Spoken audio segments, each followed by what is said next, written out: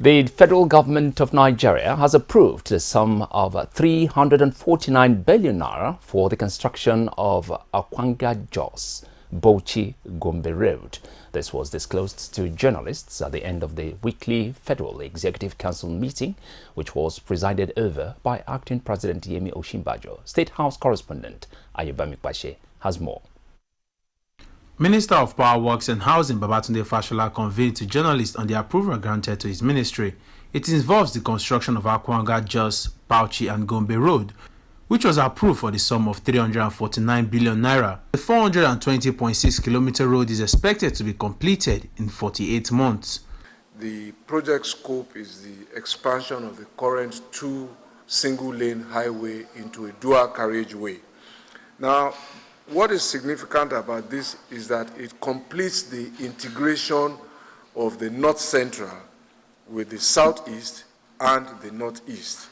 So what you have today is the Gombe to Akwanga, which is from the Northeast through Bauchi, Jos, down to the North Central. And that completes the spine of the major movement of agro-produce really and other related produce.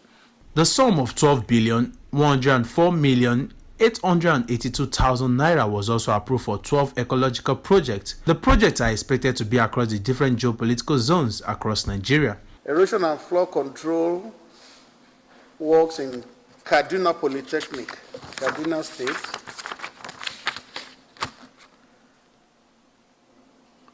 Flood and erosion control project at Kanam LGA, Plateau State.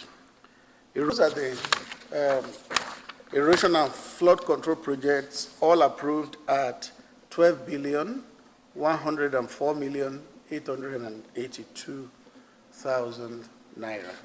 Two memos were considered and approved under the Federal Ministry of Finance for the procurement of 3 units of rapid mobile scanning machine for the Nigerian Customs Service.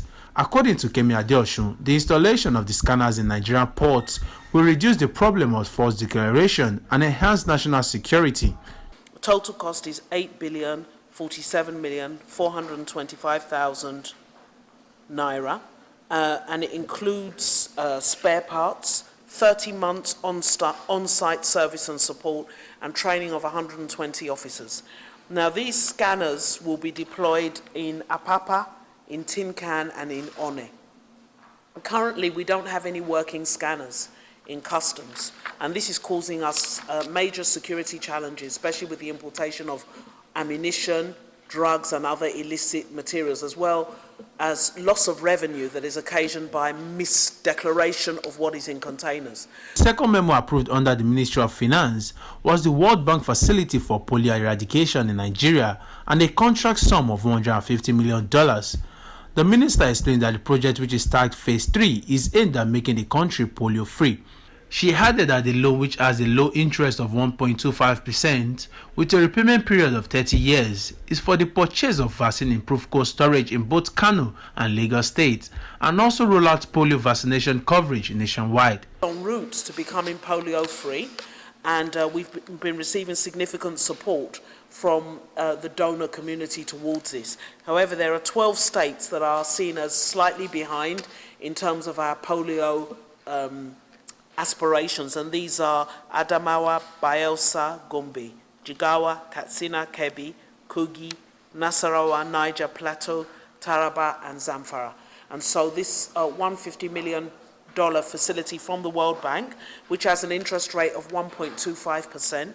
Special advisor to the President on Media and Publicity further addressed the sacking of Director General of the Department of State Service, Lawal Dara, stating the presidency is one. It was on the DG DSS. What we like to say for the opportune time is that the presidency is one.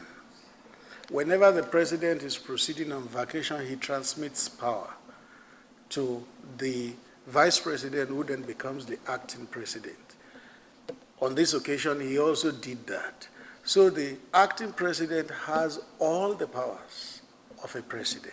From the Presidential Villa, Abuja, Ayobami Kpashe reporting for Call TV News.